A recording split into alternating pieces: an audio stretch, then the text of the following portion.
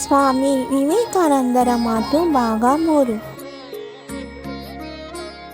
ನನ್ನ ದೇಶಕ್ಕೆ ಪುರುಷ ಸಿಂಹರು ಬೇಕಾಗಿದ್ದಾರೆ. ಪುರುಷ ಸಿಂಹರಾಗಿ ಬಂಡೆಯಂತೆ ಸ್ಥಿರವಾಗಿ ನಿಲ್ಲಿ. ಸತ್ಯವು ಯಾವಾಗಲೂ ಜಯಿಸುತ್ತದೆ.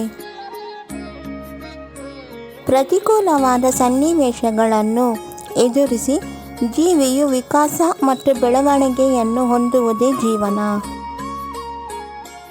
ವಿಕಾಸವೇ ಜೀವನ, ಸಂಕೋಚವೇ ಮರಣ. ಪ್ರೇಮವೆಲ್ಲ ವಿಕಾಸ, ಸ್ವಾರ್ಥವೆಲ್ಲ ಸಂಕೋಚ. ಆದುದರಿಂದ ಪ್ರೇಮವೇ ಬದುಕಿನ ಧರ್ಮ. ಶಕ್ತಿ ಇರುವುದು ಸಾಧು ಸ್ವಭಾವದಲ್ಲಿ, ಚಾರಿತ್ರ್ಯ ಶುದ್ಧಿಯಲ್ಲಿ. ಮೊದಲು ಚಾರಿತ್ರ್ಯವನ್ನು ಬೆಳೆಸಿ.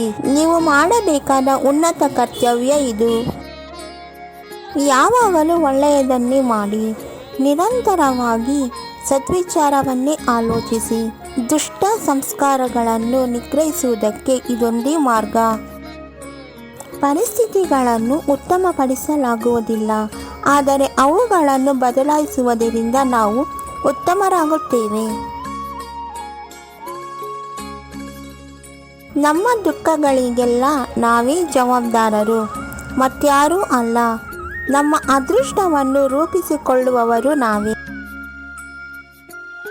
ನಮಗೆ ನಾವೇ ಕೆಡುಕುಂಟು ಮಾಡಿಕೊಳ್ಳದಿದ್ದರೆ ಜಗತ್ತಿನ ಯಾವ ಶಕ್ತಿಯೂ ನಮಗೆ ಕೆಡುಕುಂಟು ಮಾಡಲಾರದು ಎಂಬುದು ನಿಶ್ಚಯ. ಯಾರ ಸಹಾಯಕ್ಕೂ ಕಾದು ಕುಳಿತುಕೊಳ್ಳಬೇಡಿ. ಎಲ್ಲ ಮಾನವ ಸಹಾಯಕ್ಕಿಂತಲೂ ಭಗವಂತನು ಅನಂತ ಪಾಲು ಮಿಗಿಲಲ್ಲವೇ.